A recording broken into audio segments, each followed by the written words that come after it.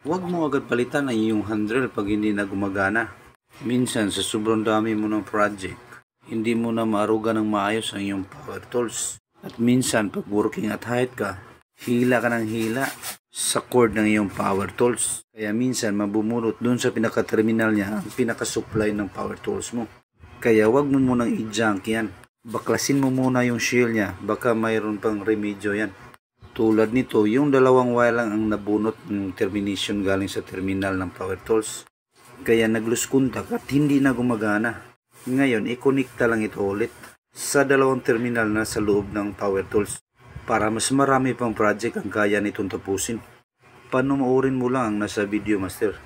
Ito ay para lang sa mga beginners at sa mga nagtitipid dahil ang mahal ng brand new nito ngayon. Meron namang mura sa mga online pero hindi mo masiguro kung lihitin mo ba. Baka 1 hanggang 5 gamit mo lang ay masisira din kaagad.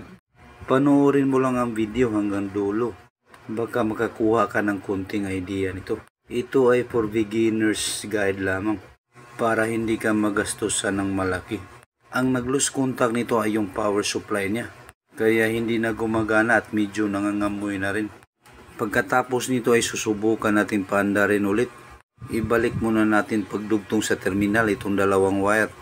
Saka na natin ilock para hindi basta-basta mahila at hindi na ulit mangyari yung pagka-lose contact ng power supply.